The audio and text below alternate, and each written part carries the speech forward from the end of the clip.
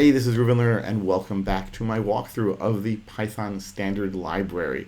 In my last few videos, I talked about sets, and sets are really fantastic. Sets allow me to store information in them, but all that information, it's sort of like the keys in a dictionary. So we know that it's going to be, all the elements are going to be unique, and we know that all the elements are going to be hashable. We know that finding them, because they're hashable, is going to be pretty fast. So I'm going to say here s equals 10, 20, 30. I'm going to say 10 in s, and there we go. We found out that 10 is indeed in s.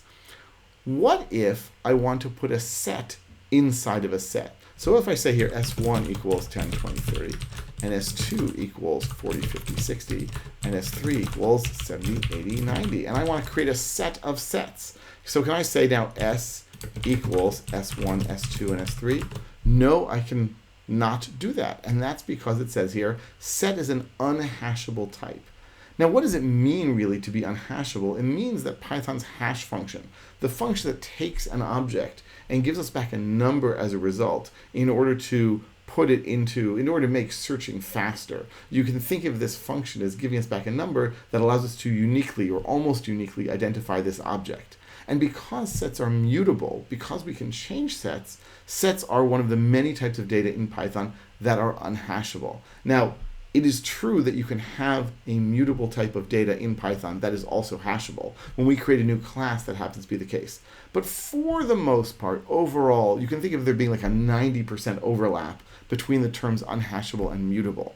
And so the reason that I can't put my sets inside of a set is because sets are unhashable, sets are mutable. By the way, you also can't put lists inside of a set. You can put tuples inside of a set, assuming that the tuples are only containing things that are themselves hashable.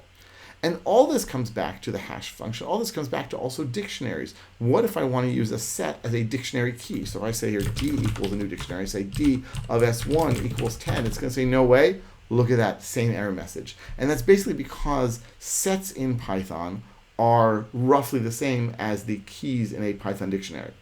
So what if I want to use a set anyway as a dictionary key? Or what if I want to put a set inside of another set? Well, then I sort of need a hashable version of set. And what do you know, we have such a thing, and it's called frozenset.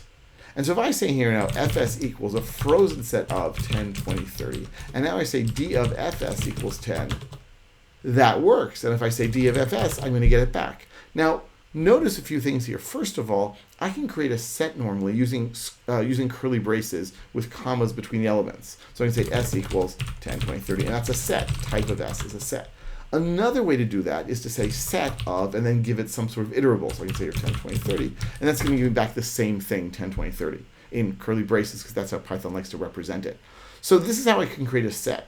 Well, we've sort of used up all the possible types of braces in Python and parentheses. So if you want to create a frozen set, I can't say it's a very common thing to do, but if you want to do it, you have to actually use the word frozen set. And then you hand in an iterable, which can be, of course, a string, a list, a tuple, even a set, or anything else. So if I want to, I can say your frozen set of 10, 20, 30.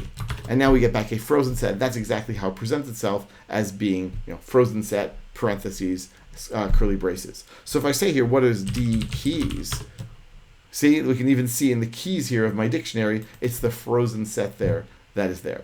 So first of all, if you want to use sets inside of dictionary keys or as dictionary keys or inside of other sets, you got to use a frozen set. No way around it.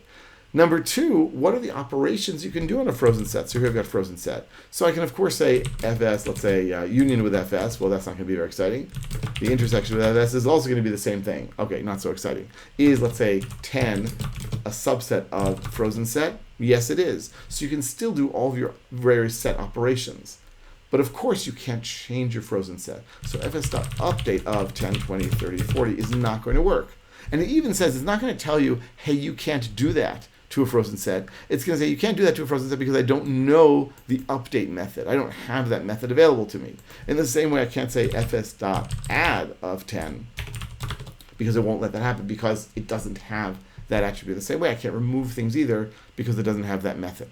So if you need sets that are immutable, either because you just want to be immutable or if you want it to be in a set or a dictionary, or if you just want to sort of restrict what people can do with it, which I guess the same thing as immutable, then you can use frozen sets. I must admit I haven't really ever used frozen sets in my programming, but I'm trying to work my way through the programming, the whole standard library. And besides, I've always sort of been curious about them. When would people want to use them? Have you ever used frozen sets? Do let me know. Leave comments. Tell your friends about this channel. And I will be back soon with even more videos on the Python standard library. Thanks for watching.